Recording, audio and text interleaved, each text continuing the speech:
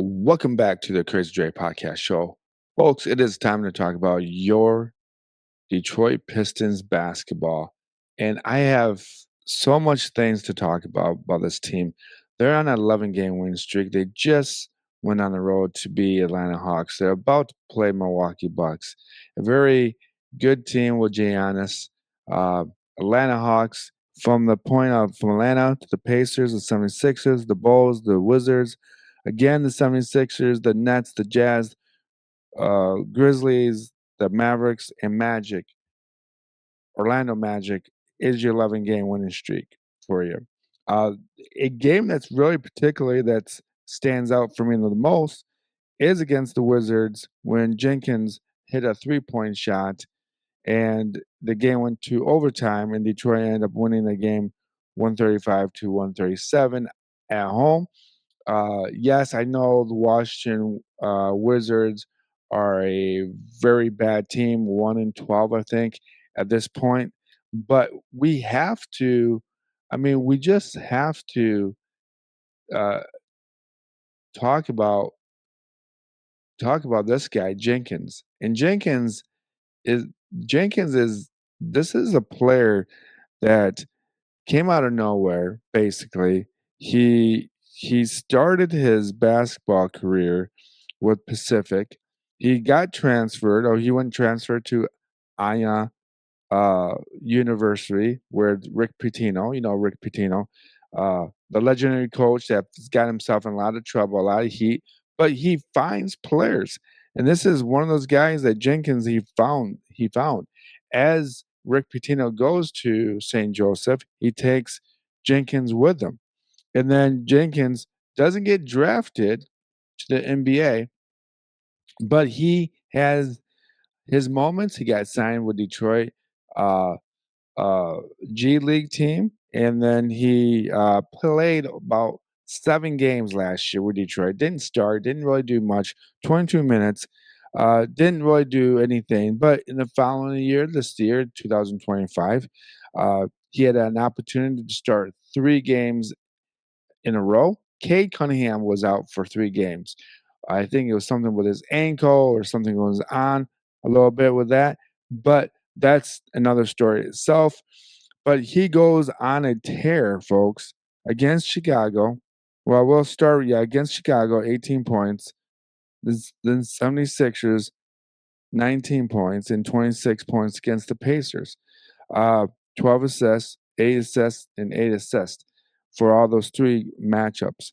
But you have to consider the fact that this young man is something that's you can't give up. You can never give up. You never know about your opportunity. You never know where you're going to be someday at all. And I think that this is the moral of the story, folks.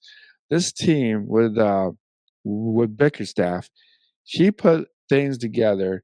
He got Tobias Harris. He's a veteran basketball player. Paul Reed is also a veteran for Detroit, and he just made the Pistons play every minute, every second of the game. He just is the coach that was not willing to allow the team to fall into a trap of feeling sorry for themselves. He just did everything possible that you can't express how well Bickerstaff is doing. I mean, if you look at Cade Cunningham, he's got 27.3 points per game, 9.9 assists. That's from last year. That was something that's incredible. Uh, Jalen Duran is 20 points, 20.6 per game, 11.9 rebounds. He is coming on stronger. His ability to take an outside shot better, maybe not so much always underneath the basket, but a 10 or 12 footer is something that he's stretching his game out a little bit better in itself. Tobias Harris came back for Detroit. 13.5, 6.0 for rebounds. A veteran player. I'm also kind of questioning about how much longer he'll be able to start those games, and Askeer Thompson will uh, flip flop flip flip. flip flop um, that position with him. I think that might be in the future where you'll see a Skir Thompson doing that, and then Tobias Harris coming off the bench. But Skir Thompson, speaking of this guy, uh, 13.2 points per game, 6.2 assists, 2.0 assist. One thing that you got to say about this young man that he is dribbling the ball better. He is uh, understanding how to slow the game down, not just run around crazy, run and get himself in a dribbling situation where he gets double teamed or loses the ball. His dribbling basketball skills, it has improved from last year. So that is something that we can actually really have a lot of encouragement to see. Isaiah Stewart is coming off the bench, 11.1 uh, points per game, 6.5 rebounds, 2.0 blocks per game.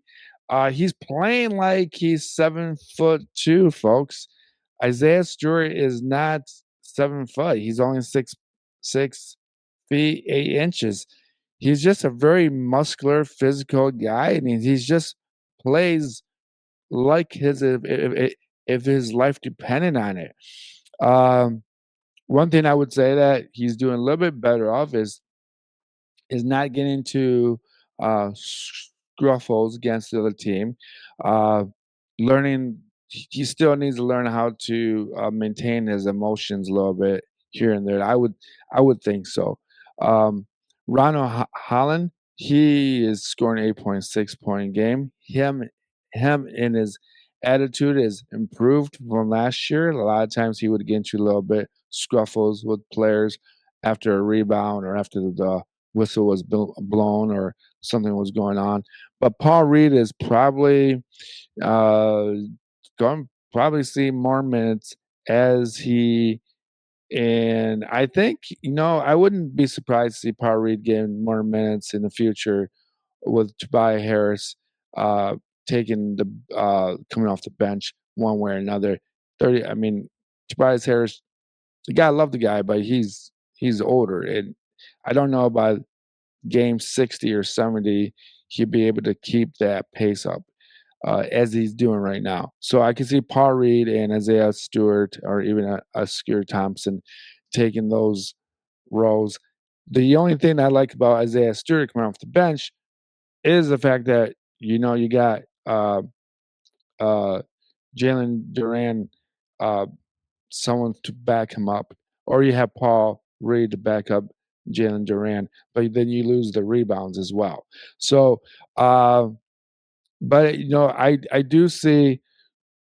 I have noticed that Isaiah Stewart and Jalen Duran have been on the court at the same time. So I could be totally wrong about that situation about that in itself. Uh, but everything else in Detroit looks fantastic, folks. Let's just move on to the Mavericks and and and uh, and Anthony Davis and Nico Harris, the GM of the Mavericks, that was recently let go from his job.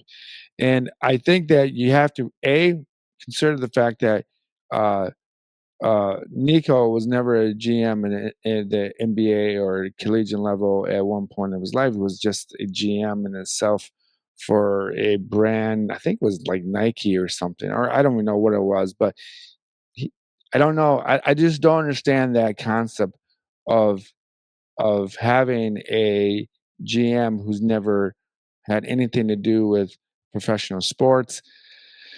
You know, if I was a Dallas Maverick fan, yes, I would be upset and happy at the same time that he's gone. The damage is already done. Luka is already in LA. LA is looking hot. Uh, Cooper Flag will have probably a whole year to like struggle, and he'll still score 15, 16 points. And I don't think that's not a something to look frown upon. But what are you going to do? I mean, you just can't do much about that uh, situation if you're Dallas. So if I was a Dallas Maverick fan, you're just hoping that they do trade Anthony Davis for draft picks. But there's no value for Anthony Davis if you are if you're in a situation when he's not even playing, he's hurt. So and there's still words on the street that he wants to leave Dallas, but your value is nothing. I mean, and to be honest with you, I don't think it's fair to be a podcaster and be so down core, not negative, but not maybe pessimistic attitude towards athletes who this is what they do. They play, they practice, or whatever, or load management, or whatever you want to call it, and they don't play. Now you figure that is it really their fault that they don't play? No. But is it their fault that they changed the setup? Maybe, but I don't want Anthony Davis to be the blunt of the jokes. So you feel bad for Anthony Davis. You feel bad for these guys that would train to be not everyday athletes. They're trained to be, you know, coexistent athletes.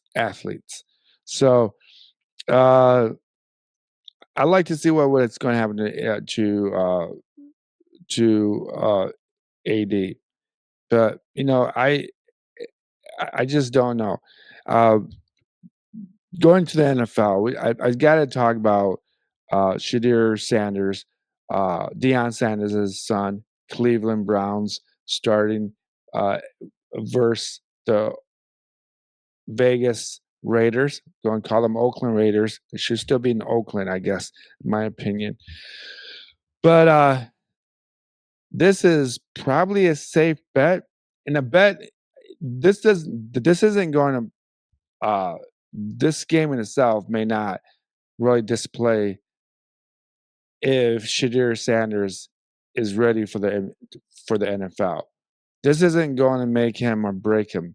This is something that they're going to introduce to him. A really bad team.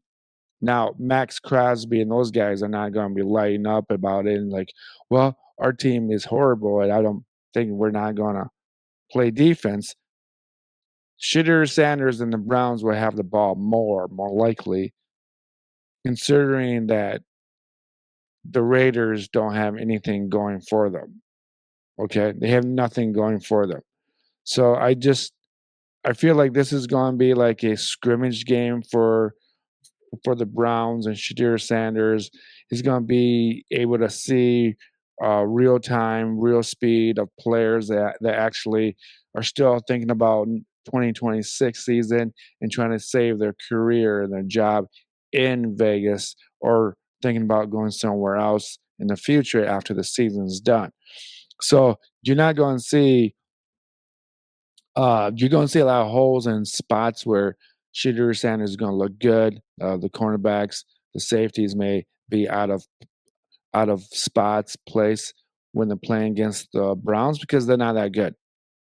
Or you're going to see a lot of uh, gaping running plays that look great against the Raiders, but probably wouldn't look great against the Ravens or the Lions or whoever they're playing next.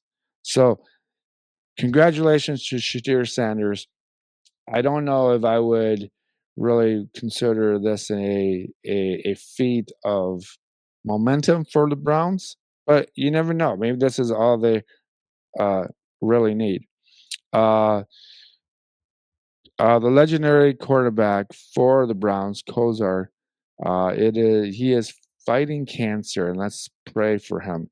Uh, that's kind of the way I want to end it.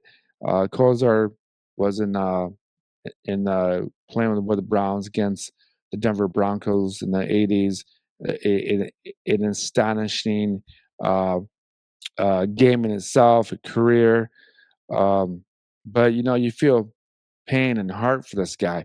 So, and you never want someone to go through pain and death in this way. You want to, if you go, you want to be the most natural way possible. Uh, And again, I do not associate the Browns and the Lions with the rivalry of Michigan and Ohio State. I keep it separate. Uh, and from there, I just keep it separate. Uh, but I would like to thank everyone that joined me on this podcast. This will air on Monday, no matter what. And I know that this probably doesn't make sense to talk about Milwaukee Bucks as I did with the Detroit Pistons, but that's the way I'm going to set it up.